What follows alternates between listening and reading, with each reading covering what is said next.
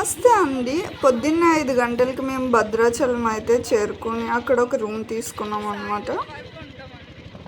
మనం గోదావరిలోకి వెళ్ళి ములగబోతున్నాం అనమాట. మరి కిందకి వెళ్తాం పైకి వెళ్తాం మనకైతే తెలియదు.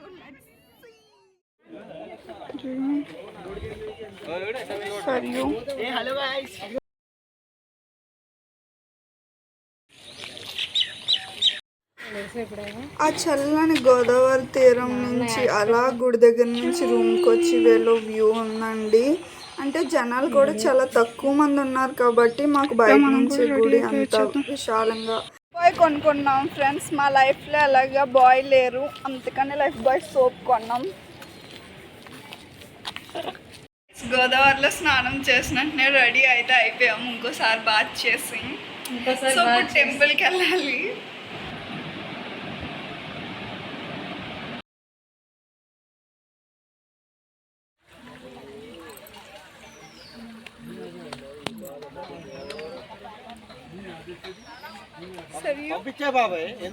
అలాగే ఉండు.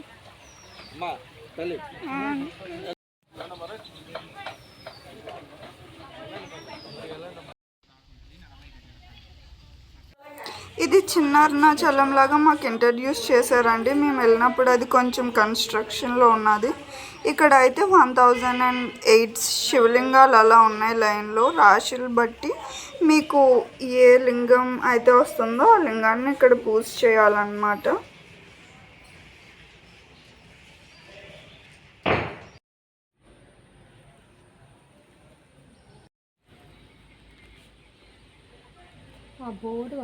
గైస్ ఇప్పుడైతే మేము అరుణాచలం గుడి నుంచి బయటకు వచ్చాము. అక్కడైతే 1008 శివలింగాలు ఉన్నాయి. అంటే ఒక్కొక్క శివుడు ఒక్కొక్క వెరైటీగా ఉన్నారు.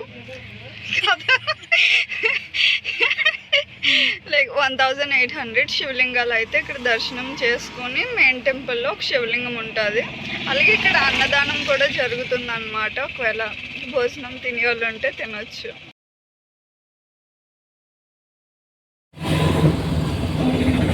నారుచీరలు, పర్ణశాల ఇవన్నీ చూపించడానికి మా దగ్గర నుంచి అయితే ఆటో అన్న ఒక 200 ఛార్జ్ చేశారు పర్ హెడ్. రోడ్ అయితే ఉన్నాయి బ్రో, వేరే లెవెల్ అసలు ఈ రోడ్ అంతా. ఇక గుర్రంలాగే మేము కూడా అటు ఇటు తిరుగుకుంటూ అన్నీ కంప్లీట్ చేసుకుని చల్లని గోదావరి బ్రీజ్ తీసుకోవడానికని అలా వెళ్ళామన్నమాట. అక్కడ వెదర్ మాత్రం అస్సలు సూపర్గా ఉంది ఆ టైంలో, ఈవినింగ్ టైంలోని.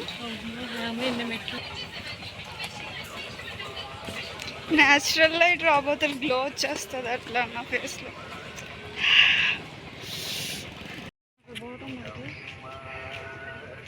ఎక్కడుంది రా.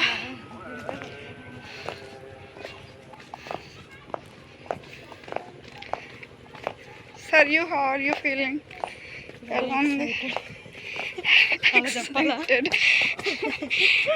ఒకవేళ నీకు బోర్డు దొరకకపోతే వచ్చిందానికి అందంగా వెళ్ళిపో.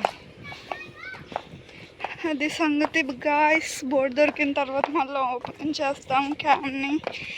Until then stay tune. Bye.